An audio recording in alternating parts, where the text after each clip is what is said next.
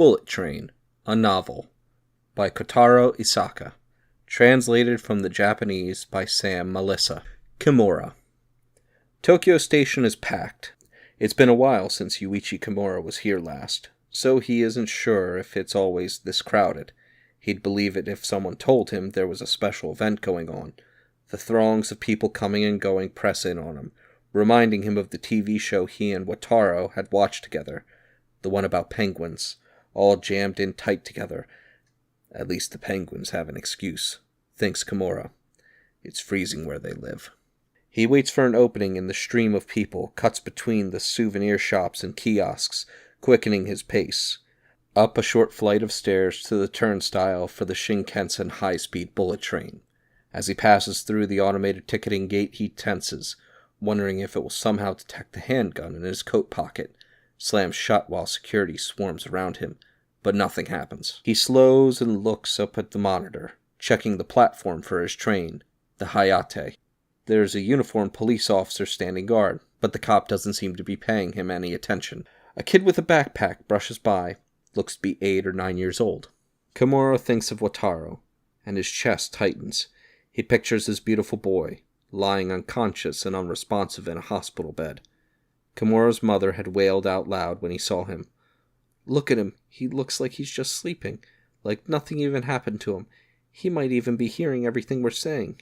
It's too much." The thought of it makes Kimura feel scraped out from the inside. Bastard will pay. If someone can push a 6-year-old boy off the roof of a department store and still be walking around, breathing easy, then something in the world is broken.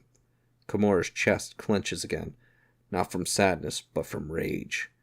He stalks towards the escalator, clutching a paper bag. I quit drinking. I can walk a straight line. My hands are steady. The Hayate is already on the track, waiting for its turn to depart. He hustles to the train and boards the third car. According to the info he got from his former associates, his target is on the 3-seater side of the 5th row in car 7. He's going to enter from the next car and sneak up from behind. Nice and easy from behind, sharp and alert.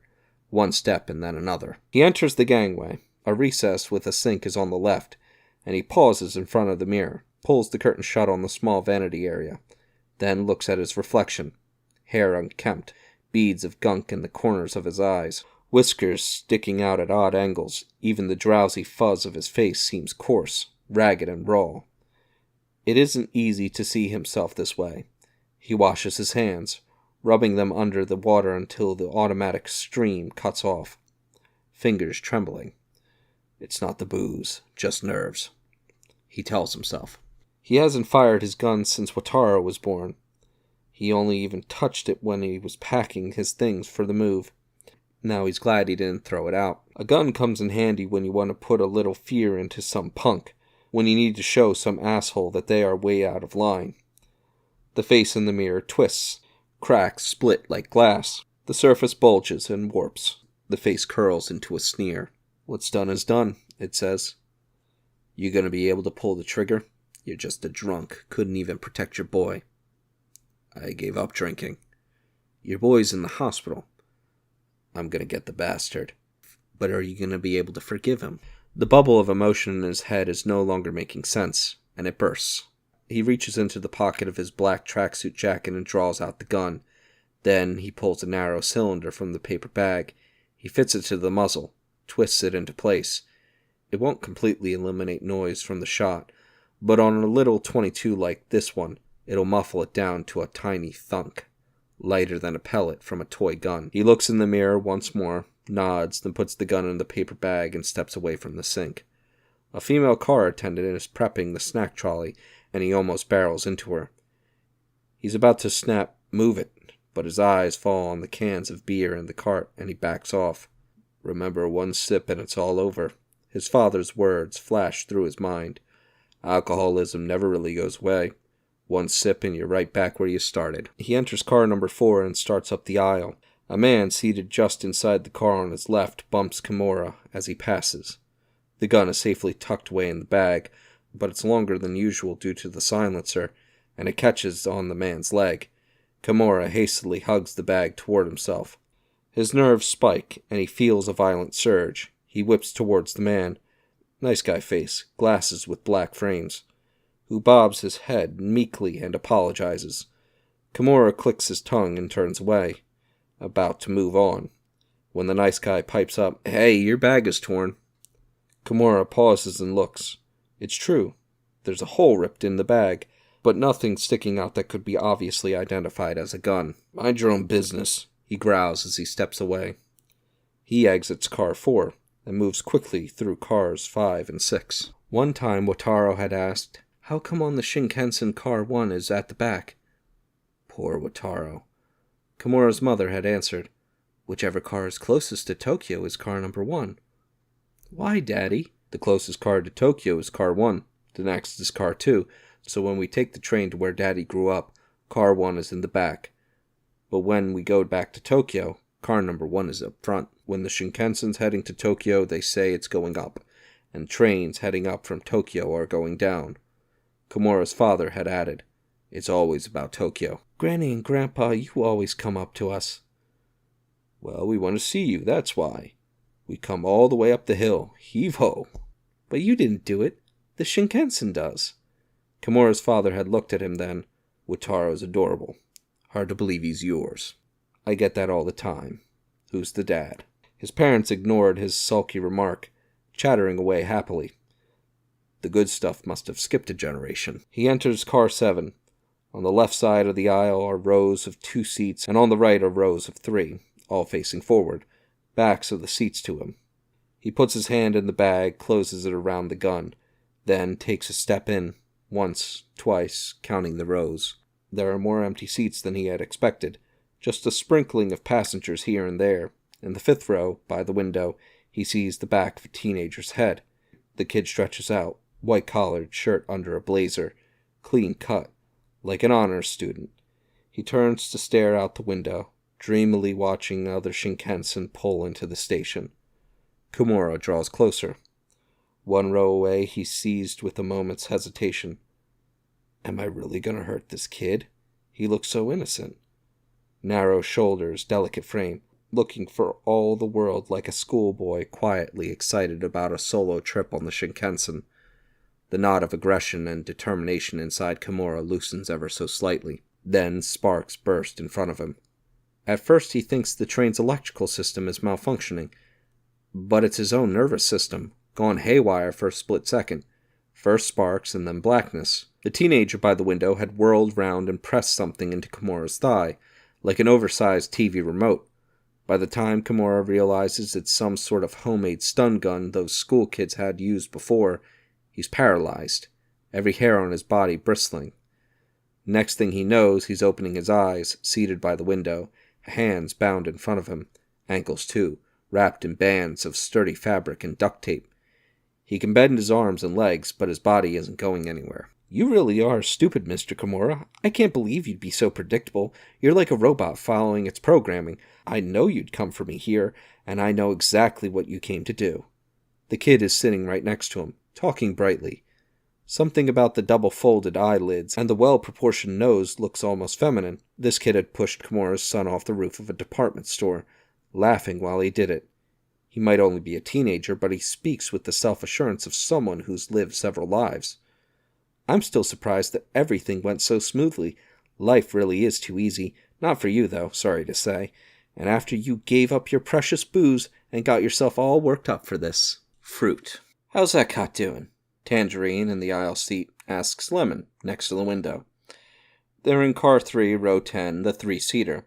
Lemon is staring out the window, muttering, "Why'd they have to get rid of the 500 series? The blue ones, I love them."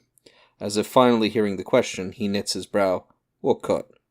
His long hair sticks out like a lion's mane, though it's hard to tell if he styles it that way, or if it's just bedhead. Lemon's complete lack of interest in work, or in anything really, shows in his eyes and his curled upper lip. Tangerine wonders vaguely if his partner's look dictated his personality or the other way around. "From when you got slashed yesterday," he points. "The cut on your cheek." "When did I get slashed?" "Saving this rich kid." Now Tangerine points at the guy sitting in the middle seat. A younger guy, early 20s, long hair, wedged in between them. He keeps staring back and forth from Lemon to Tangerine. He's looking a lot better when they had rescued him the night before. They had found him tied up, worked over, shaking uncontrollably. But it hasn't even been a full day, and he seems pretty much back to normal. Probably nothing going on inside, thinks Tangerine. Often the case with people who don't read fiction. Hollow inside, monochrome, so they can switch gears no problem. They swallow something and forget about it as soon as it goes down their throat. Constitutionally incapable of empathy. These are the people who most need to read, but in most cases, it's already too late. Tangerine checks his watch. 9 a.m., so 9 hours since they rescued the kid. He was being held in a building in the Fujisawa Kongocho part of town, in a room 3 floors underground. This rich kid, Yoshio Menegichi's only son, and Tangerine and Lemon bust him out. I'd never do something so stupid as get slashed. Give me a break. Lemon and Tangerine are the same height, around 5'10", and both have the same rangy build. People often assume they're brothers, twin killers for hire. Whenever anyone refers to them as brothers, Tangerine feels a deep frustration. It's unbelievable to him anyone could lump him in with someone so careless and simplistic. It probably doesn't bother Lemon, though. Tangerine can't stand Lemon's sloppy ways. One of their associates once said that Tangerine is easier to deal with, but Lemon is a pain. Just like the fruit. No one wants to eat a lemon. Tangerine had agreed wholeheartedly. And what's that cut on your cheek from? You've got a red line from here to here. I heard it happen. That punk came at you with a blade, and you screamed. I'd never scream because of that. If I did scream, it was because the guy went down so fast and I was disappointed. Like, oh my god, is he really such a wuss, you know? Anyway, this thing on my face isn't from the blade, it's just a rash. I've got allergies. Never seen a rash so much like a slash. Are you the creator of rashes? Am I the what? Tangerine looked dubious. Did you create the rashes and allergic reactions in the world? No. Then maybe you're a health critic, and you're denying my 28-year history with allergies. What exactly do you know about rashes? It's always like this. Lemon gets all puffed up and starts casting wild aspersions, spouting off at random. If Tangerine didn't either accept the blame or stop listening altogether, Lemon will keep it up indefinitely. But they hear a small sound between them, coming from the kid, little Minegishi. He's making uncertain, what? Asks Tangerine. What? Asks Lemon. What are your names again? When they found him the night before, he was tied to a chair and wrung out like a limp rag. Tangerine and Lemon woke him up and carried him out, and he just kept saying, I'm sorry, I'm sorry. He couldn't get anything else out. Tangerine realizes that the kid probably has no idea what's going on. I'm Docha. He's Gabbana, he says offhandedly. No, says Lemon with a nod. I'm Donald. He's Douglas. What? But even as Tangerine asks, he knows that these are characters from Thomas and Friends. No matter what the subject is, Lemon always manages to steer the conversation to Thomas, a long-running TV show for kids filmed with model trains. Lemon loves it. Whenever he needs an allegory, chances are he'll pull it from an episode of Thomas and Friends, like everything he ever learned about life and happiness came from that show. I know I've told you this before, Tangerine. Donald and Douglas are twin black locomotives. They speak very properly. Well, if it isn't our good friend Henry. Like that. Talking like that makes a good impression. I'm sure you agree. Can't say I do. Lemon sticks his hand in his jacket pocket, rummages around, pulls out a glossy sheet about the size of an address book. He points at it. Look, this is Donald. There was a bunch of trains on it. Thomas and Friends stickers. One of them is black. No matter how many times I tell you, you always forget the names. It's like you're not even trying. I'm not. You're no fun. Look, I'll give this to you so you can remember their names. Starting from here, this is Thomas. Here's Oliver. See, they're all lined up for you. Even the Diesel. Lemon starts rattling off names one by one. Tangerine shoves the sheet of stickers back at him. So, what are your names? Asks little Minegishi. Hemingway and Faulkner, says Tangerine. Bill and Ben are twins too, and so are Harry and Bert, puts in Lemon. We are not twins. Okay, Donald and Douglas, sirs, says little Minegishi earnestly. Did my dad hire you to save me? Lemon begins digging around in his ear, looking disinterested. Yeah, I guess that's right, although, if I'm being honest, we kind of had to take the job. Too dangerous to say no to your dad. Tangerine agrees. Your father is a frightening individual. Do you think he's scary too, or maybe he goes easy on you 'cause you're his boy? Lemon pokes the rich kid, only very lightly, but the kid jumps. No, I don't think he's that scary. Tangerine smiles acidly. He's starting to settle in. That particular train seat smell. You know about the things your father did when he was in Tokyo? There's all kinds of crazy stories, like the one when he was loan sharking and a girl was 5 minutes late on her payment and he chopped off her arm. You heard that one? Not her finger, you know, her arm.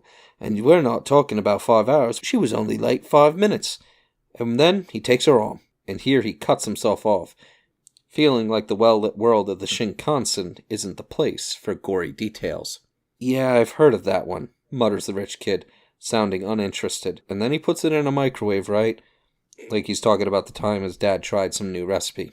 Okay, how about the one? Lemon leans forward and pokes the kid again. Where Minagishi had a guy who wouldn't pay up, and he got the guy's son, and he stood father and son in front of each other and gave them both box cutters and... I've heard that one too. You've heard about that one? Tangerine is nonplussed. But really, your father's smart. He keeps it simple. If someone's giving him a problem, get rid of them, he says. And if something's complicated, he just says, forget about it. Lemon watches through the window as another train pulls out of the station. A little while back, there was a guy in Tokyo named Terahara. Made a ton of money, and made a mess doing it. Yeah, his organization was called Maiden, I know. I've heard about him. The kid's starting to feel comfortable, giving off the whiff of entitlement. Tangerine doesn't like it. He could get into a story about a spoiled kid if it was in a novel, but in real life he isn't interested. All it does is aggravate him. So Maiden fell apart 6, maybe 7 years ago, continues Lemon.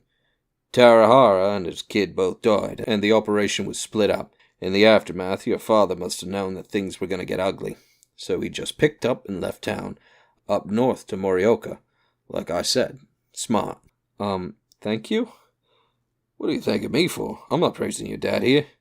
Lemon keeps his eye on the white body of the departing train as it fades into the distance, apparently sad to see it go. No, I mean thank you for rescuing me.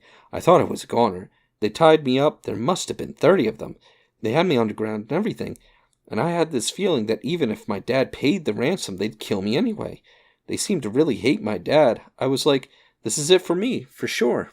The rich kid seemed to be getting more and more talkative, and Tangerine makes a sour face. You're pretty sharp. First, basically, everyone hates your dad, not just your friends from last night.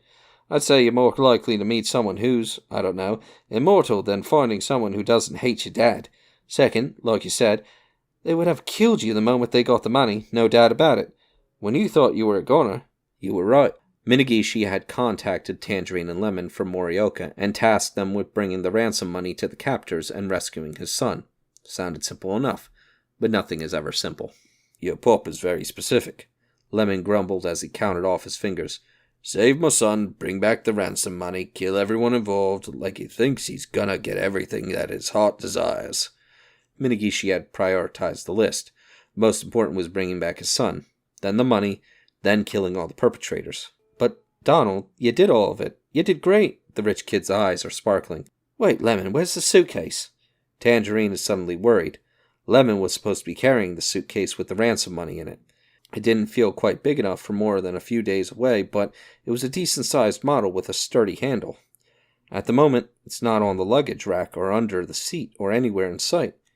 Tangerine, you noticed? Lemon leans back and props his legs up on the seat in front of him, smiling broadly. Then he starts to fish around in his pocket. Here, check this out. The suitcase doesn't fit in your pocket.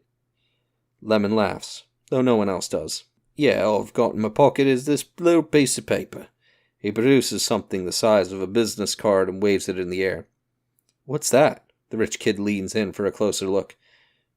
It's an entry for a giveaway from the supermarket we stopped at on the way here. They run it once a month. Check it out. First prize is a paid ticket for a holiday. And they must have messed up because there's no expiry date. So if you win, you can go whenever you want. Can I have it? No way. I'm not going to give it to you. What do you need travel tickets for? Your dad can pay for your holidays. You've got dad tickets. Lemon, forget about the giveaway. Tell me where the hell the suitcase is. There's an edge in Tangerine's voice. A nasty premonition flickers through him. Lemon looks over at him serenely. You don't know much about trains, so I'll break it down for you. On current models on the Shinkansen, there's storage space in the gangways between the cars for large luggage. Big suitcases, ski equipment, that kind of thing. Tangerine is at a momentary loss for words. To relieve the pressure of the blood boiling in his head, he reflexively elbows the rich kid in the arm. The kid yelps, then whines in protest, but Tangerine ignores him. Lemon, didn't your parents teach you to keep an eye on your belongings? He does his best to keep his voice even. Lemon is obviously offended. What does that even mean? He sputters. Do you see anywhere I could have put the suitcase? There are 3 people sitting here. How exactly was I supposed to fit the suitcase? Gobs of spit ran down on the rich kid. I had to store it somewhere. Could have used the overhead rack. You weren't carrying it, so you don't know, but that thing's heavy. I did carry it for a bit, and it isn't that heavy. And don't you think that if anyone noticed a couple of shady-looking dudes like us with a suitcase, they'd figure, oh, there must be something valuable inside, and then the jig would be up? I'm trying to be careful here. The jig would not be up. It would. And anyway, Tangerine, you know that both my parents died in an accident when I was in kindergarten. They didn't teach me much of anything. I guess if they taught me one thing, it was not to keep suitcases nearby. You're so full of shit. The mobile phone in Tangerine's pocket vibrates, making his skin buzz. He takes out the phone, checks the caller ID and grimaces. It's your father, he says to the rich kid. As he stands and heads towards the gangway, the Shinkansen starts to pull away. The automatic door opens and Tangerine accepts the call as he steps into the gangway. He puts the phone up to his ear and hears Minagishi. Well. The voice is quiet but penetrating. Tangerine draws up next to the window and follows the passing city scene with his eyes. The train just left. Is my son safe? If he weren't, I wouldn't be on the train. Then Minagishi asks if they have the money, and what happened to the kidnappers. The noise of the train running gets louder and it becomes harder to hear. Tangerine makes his report. Once you've brought my son back to me, your work is done. You're just up there relaxing in your villa. How much do you really care about your boy? Tangerine bites his tongue. The line goes dead. Tangerine turns to go back, but stops short. Lemon is standing right in front of him. It's a strange feeling, facing someone exactly his height, like looking into a mirror. But the person he sees is more careless, more badly behaved than he is, giving Tangerine the peculiar sensation that his own negative traits have taken human form and are staring back at him. Lemon's natural jumpiness is on full display. Tangerine, this is bad. Bad? What's bad? Blame me for your problems. It's your problem, too. What happened? You said that I should put the suitcase with the money on the overhead rack, right? I did. Well, it started to worry me, too, so I went to get it, to the storage space in the gangway on the other side of our car. Good thinking, and it's gone. The two of them fly through car number 3 to the gangway on the other side. The storage space is next to the bathrooms and sink area. 2 racks, 1 large suitcase on the top. Not the one with Minagishi's money inside. Next to them is a small empty shelf that looks like a payphone used to live there. You put it there? Tangerine points at the empty rack below the large suitcase. Yeah. And where'd it go? The toilet? The suitcase! Yeah. It's not clear whether Lemon's playing or serious as he steps over to the men's room door and yanks it open, but when he shouts, Where are you? Where'd you piss off? Come back! His voice sounds frantic. Maybe somebody took it by mistake, thinks Tangerine, but he knows that's not true. His heart rate rises. The fact that he's shaken up shakes him up. Hey, Tangerine, what 3 words describe our situation right now? A twitchy muscle in Lemon's face keeps firing. Just then the snack trolley enters the gangway. The young attendant stops to see if they'd like anything, but they don't want her to hear their conversation, and they wave her on. Tangerine waits until she and the cart disappear through the door. 3 words. We are screwed? We are fucked. Tangerine suggests that they return to their seats to calm down and think. He starts off and Lemon follows. But hey, I'm not done. Any other 3-word combinations? It may be that he's confused, or that he's just simple-minded, but there's not a shred of gravity in his voice. Tangerine pretends not to hear him, and enters car 3, makes his way down the aisle. The train isn't crowded, only maybe 40% full on a weekday morning. Tangerine doesn't know how many people are usually on the Shinkansen, but this feels quiet. Since they're walking towards the back of the train, the passengers are facing them. People with arms folded, people with eyes closed, people reading the newspaper, business people. Tangerine scans the overhead racks and the footrests, looking for a mid-sized black suitcase. Little Minagishi is still in his seat, halfway down the car.